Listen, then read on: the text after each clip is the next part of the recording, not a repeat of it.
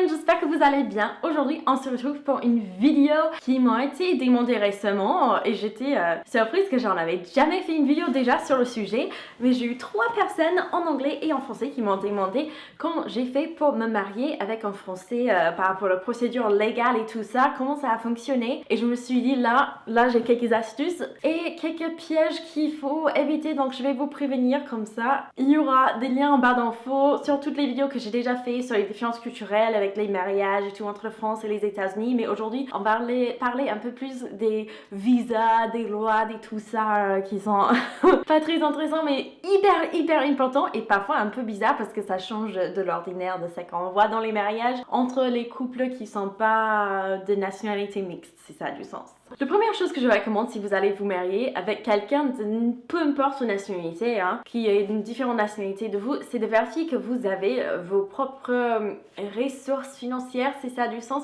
C'est primordial d'avoir la capacité d'être indépendant financièrement. Ce n'était pas du tout mon cas, mais il y a beaucoup de femmes et parfois des hommes qui se retrouvent dans les situations où ils viennent de l'étranger, ils sont déjà tombés amoureuses de cette personne et finalement il y a une rupture, finalement ça casse, finalement il y a quelque chose qui va pas, peut-être la personne fait des sévices, etc. On s'attendait pas, ça se finit très mal, mais en même temps on dépend de eux pour avoir notre visa, mais aussi comme on n'a pas pu trouver un travail tout de suite, on n'a pas l'argent pour rentrer chez nous, ça peut devenir très vite compliqué, dans certains cas dangereux, et même si vous connaissez votre chéri depuis des années, c'est vraiment l'amour de votre vie, et c'est vraiment une personne honorable et tout, il y a toujours, on ne veut pas le dire parce que c'est très malheureux, mais il y a toujours la possibilité que cette personne va mourir. Donc pendant que vous êtes en train de préparer tous vos documents, vous êtes en train de préparer le visa pour venir, de décider quelle catégorie de visa vous aimeriez avoir, c'est quelque chose de très important de garder en tête. Vous avez besoin aussi d'avoir votre indépendance financière. Par exemple, quand j'étais venue en France pour la première fois, je connaissais bien sûr pas encore mon mari et je venais juste pour apprendre le français avec une visa d'étudiant qui était très facile à avoir. C'était pas compliqué du tout. J'ai rencontré mon chéri et puis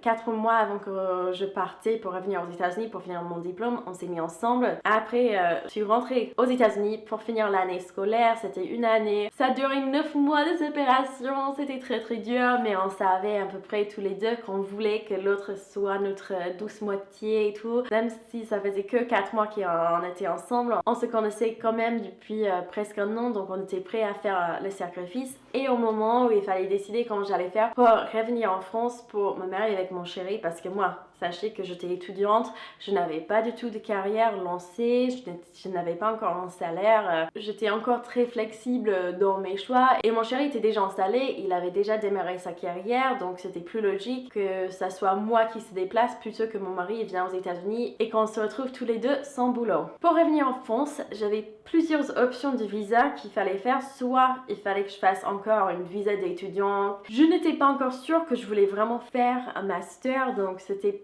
pas vraiment l'option numéro 1, mais ça aurait été une vraie possibilité. Une autre option, ça aurait été le visa fiancé. Alors pour ça, il fallait déjà être fiancé, ce qui n'était pas encore notre cas. On avait déjà parlé de mariage, on savait que ça allait finir là, mais on n'avait pas encore eu cette discussion. Mais surtout avec le visa fiancé, vous dépendez vraiment sur votre conjoint en fait. L'autre personne, il faut dépendre sur eux pour tout et vous n'êtes pas du tout indépendant financièrement et je voulais pas me retrouver dans une situation difficile si jamais le pire est arrivé. Encore je savais déjà que c'était un homme super et tout et que ça allait passer bien avec lui, mais on sait jamais si quelque chose de grave lui arrive. Il y a certains aspects du destin qu'on peut pas contrôler et surtout avec le visa de fiancé à l'époque, il fallait préparer le mariage en vitesse. Dès que je mets les pieds en France, il fallait se marier dans les 30 jours qui suivent ou quelque chose de malade comme ça, donc je voulais vraiment pas exaucer cette option du tout.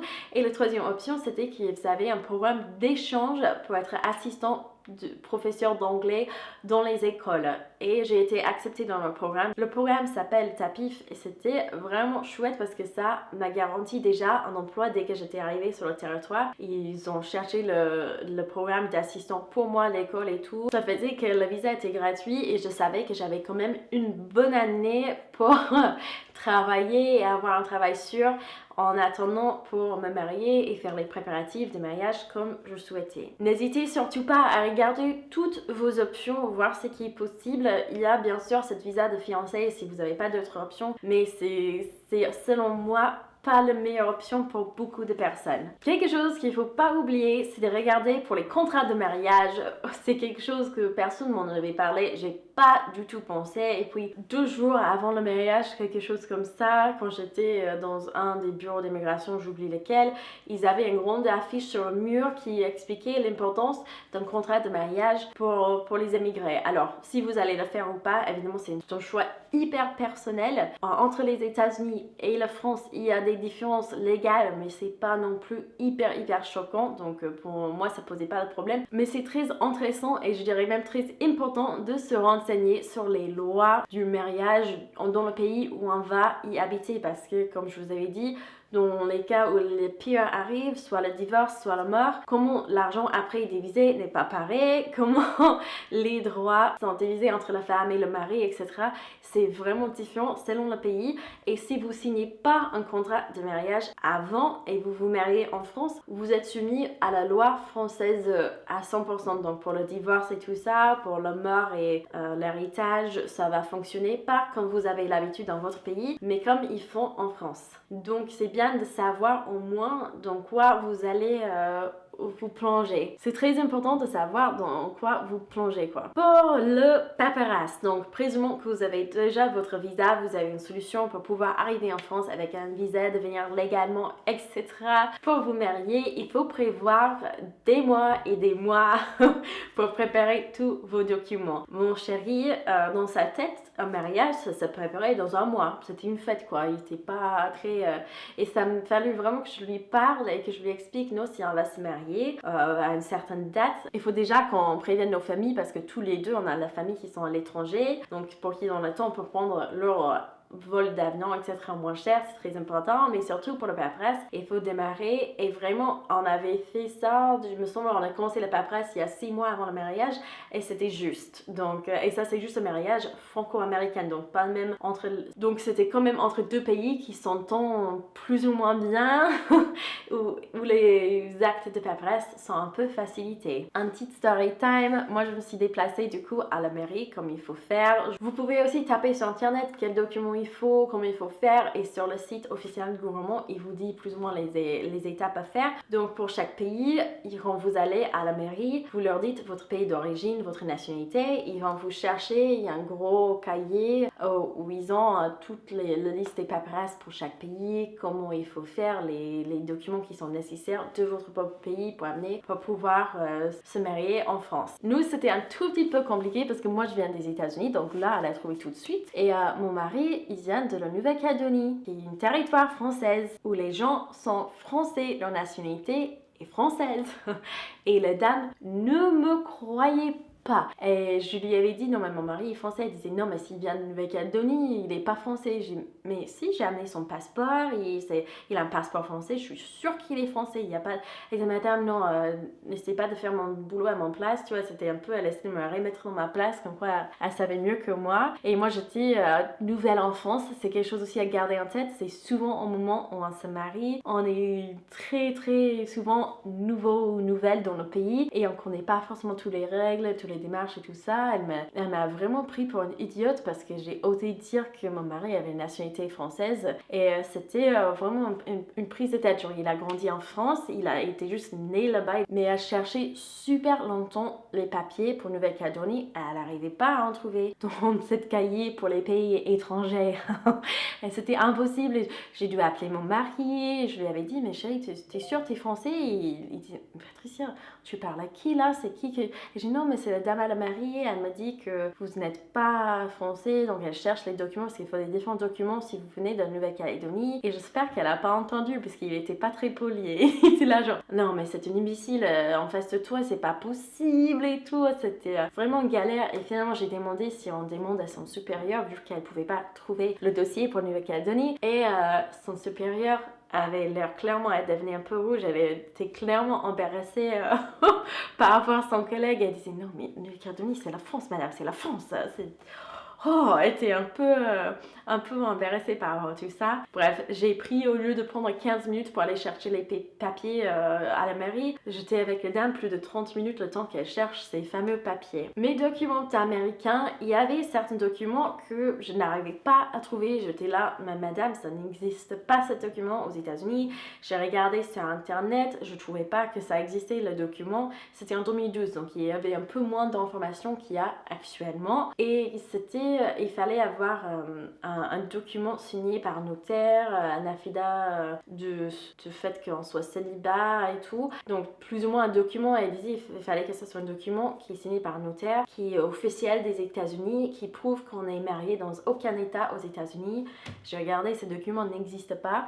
Je vais vous dire comment il faut le faire. Vous l'inventez toute seule. Vous allez juste faire un document où vous dites, il y a des exemplaires maintenant sur internet, je suis sûre il n'y avait pas à l'époque. Donc j'ai dû parler avec des personnes autour de moi qui se connaissaient un petit peu et pour dire, moi Patricia blablabla, je sous-signe ici que je suis 100% célibataire. Vous n'allez pas dire ça, mais vous dites un truc comme ça vraiment tout bête et vous le faites signer par un notaire et c'est un peu, il vous prend sur votre mot. Ces documents qu'ils cherchent, ça n'existe pas, donc ne cherchez pas très loin pour le trouver. C'est juste un document que vous allez écrire toute seule et vous allez signer et ça va être sur votre parole, etc.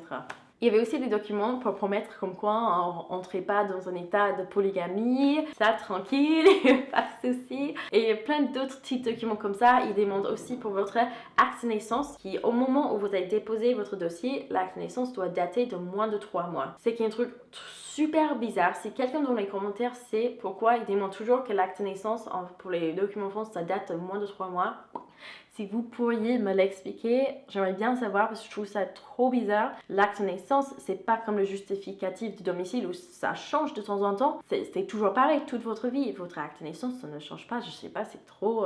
je trouve ça trop chelou en fait quand on demande ça. Mais c'est pas que pour le mariage, on demande ça pour plein de choses. Il fallait que mon acte de naissance, du coup, comme c'était en anglais, que ça soit traduit par quelqu'un qui est certifié par l'État. Je ne pouvais pas le faire moi-même. Je pouvais pas demander à une amie qui parlait super bien français, qui était natif, de le faire pour moi. Il fallait vraiment que ça soit une traduction par quelqu'un qui était sur leur liste officielle. Il m'avait donné une liste des personnes qui étaient sur Grenoble qui pouvaient le faire. Et vous voyez, toutes ces choses, ça prend du temps, le temps que ça arrive, l'acte de naissance sur moins de 3 mois, le temps pour le faire, la traduction et tout, ce n'était pas quelque chose qu'on aurait pu faire dans genre 1-2 semaines, aller à rapido. Il fallait vraiment du temps. Quelque chose que je n'ai pas fait, mais si c'était à refaire et si j'étais dans la même position d'ignorance que j'étais à la base, je me serais inscrite dans un de ces forums sur internet, sur un pseudonyme ou autre, pour poser les questions sur comment ça se passe culturellement en France. Parce qu'il y avait plus d'une personne qui m'a un peu pris par moment pour une pigeon pour me dire ah non mais ça il faut faire comme ça pour le mariage. Moi je voulais pas le faire. Puis la personne dit non mais en France il faut faire comme ça. Et il y avait plusieurs fois où j'avais l'impression, surtout après quand je suis allée à d'autres mariages, je voyais que ça passait pas forcément comme ça, où j'étais un peu en colère, j'avais l'impression que je me suis fait avoir. Donc n'hésitez pas à vous faire cette petite plaisir toute seule, à vous faire dans le forum, demander si les choses sont vraiment comme vous dites. C'est dur quand on vient pas du pays, on veut pas faire une gaffe qui va offenser une centaine d'invités, mais on pas non plus de céder je sais pas comment dire ça gentiment, céder aux vendeurs et tout qui veut juste nous faire acheter plus de choses, si ça a du sens. Parfois c'est pas les vendeurs, hein. Parfois c'est aussi il y a des personnes que je connais qui ont eu les membres de leur famille qui leur ont un peu forcé les mains sur certaines choses et elles regrettent après. Bref, vous me comprenez. Les autres informations, vous pouvez les trouver facilement sur internet, sur les papiers qu'il vous faut exactement. Souvent, si vous venez de notre pays, il faut aller vraiment à la mairie, là où vous allez vous marier, et leur demander directement quels documents il faut pour être sûr que vous êtes en règle et tout. N'oubliez pas aussi, si vous allez vous marier en France et que vous aimeriez que ça soit reconnu par la loi, vous êtes obligé de passer à la mairie par une cérémonie. Après, bien sûr, vous pouvez faire aussi également la cérémonie religieuse après. Nous, avant de pouvoir faire la cérémonie religieuse, on voulait la preuve qu'on s'est marié légalement avant en fait, parce qu'ils ne faisaient pas des cérémonies si on n'avait pas auparavant fait la cérémonie à la mairie, si ça a du sens. Bref, plein de choses à garder en tête. Je vous souhaite un très beau mariage et j'ai hâte de vous retrouver dans la prochaine vidéo.